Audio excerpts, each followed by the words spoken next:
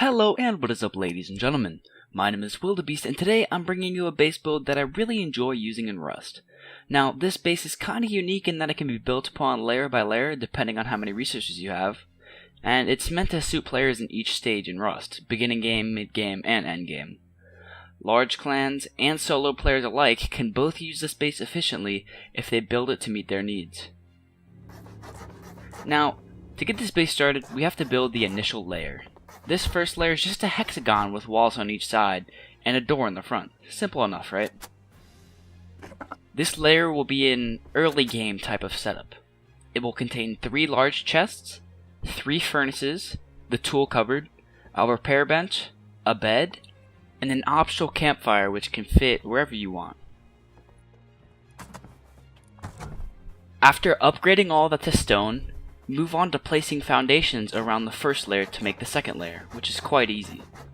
Place a doorway on the outside of each square foundation and make triangle foundation hexagons outside each doorway, like this. Place square foundations between each hexagon. These will be used to place ladder hatches later in the build. Now, place walls around each hexagon, making sure that the weak side points inwards. For twig, the weak side is the one with the big X on it, so leave that on the inside. Leave the farthest side of each hexagon without walls on them though, because we'll be placing doorways there now. This is what the base should look like once you're done with that. After that, go place roofs wherever necessary and upgrade everything to stone or wood depending on the resources you have. But try to avoid building up layers unless you have enough stone to upgrade everything, because flamethrowers can easily burn through wood. Once you've upgraded everything, this is what the second and third layers should look like from the top.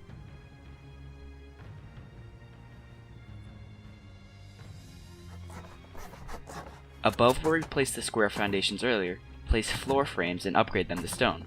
Inside these floor frames, place ladder hatches so that we can have access to the roof if we ever want to upgrade more, and just have an extra way to defend. Place door frames like I do here and upgrade them to stone so that we can place double doors later on in the build.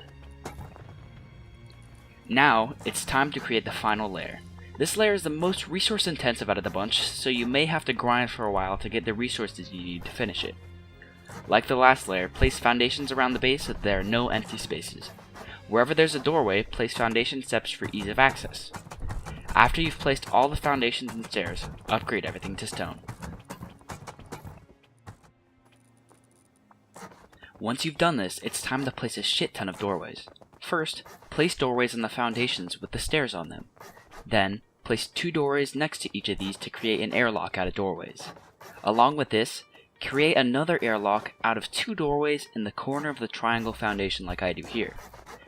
Now, we're almost done. Place walls next to each of the bigger airlocks and windows next to the ones on the triangle foundations. The windows here aren't really necessary, but if you aren't going to place high external walls around your base, I recommend placing the windows. Upgrade everything you've just placed to stone and then place the roof. Make sure you upgrade all this to stone too. The base should now look something like this.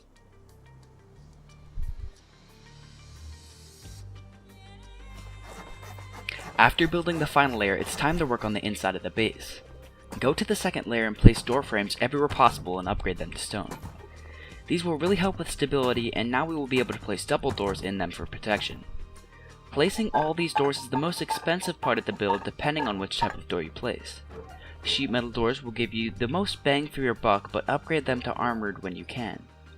Place regular doors in all the doorways throughout the whole base. Because there are so many doors, you should probably start placing the farthest inwards doors and work your way out from the first layer to the final one, placing doors as you go. Here's what the base should look like now. Now it's time to work on the windows. Place any sort of blocker you want in the window frame so that nobody can just jump into your base.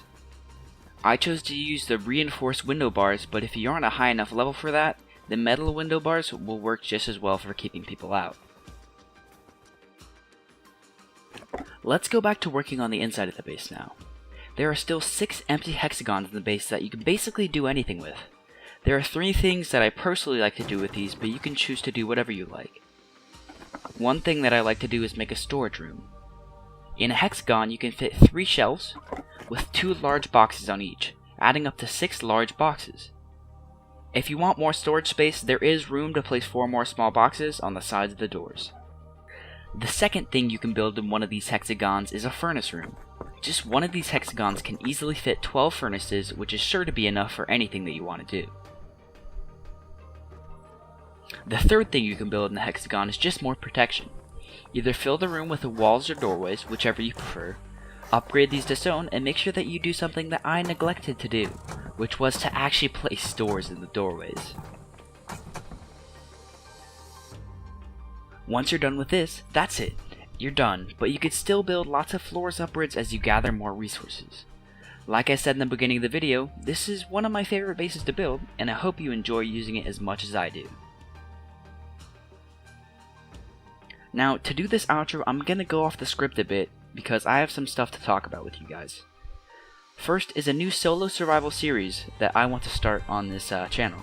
Now, I know I've done this before, the kind of crazy solo survival stuff, but that was always with extra players, and I want to do this alone on a server that actually has a huge population rather than just the 30 that were on the last one. So if you guys like that idea, I know lots of you do, I've had 5 or 6 people ask about it, tell me in the comments below what you want to see, what server you want to see it on, stuff like that. And secondly, is I want to do a bit of mobile gaming. I know this sounds crazy, but I've got a perfect program to use that I can record mobile games with, and I'm playing Fallout Shelter a lot more now, so we could do some like case openings and that, and cool stuff like that that you guys might want to see. And now the third thing is thank you to all the new subscribers. Over the last 5 or 6 days, I've gained like 7 or 8 subs, and I'm really happy about it, and it's great that people are enjoying my content more now, and I hope you guys stay around for a bit, and I thank you guys for watching. If you enjoyed, slap that like button. If you didn't like the video, dislike it. I don't give a shit. And I'll see all you guys in the next episode. I'm out. Boop! Spooky, scary skeletons and shivers down your spine. Shrieking skulls will shock your soul. See you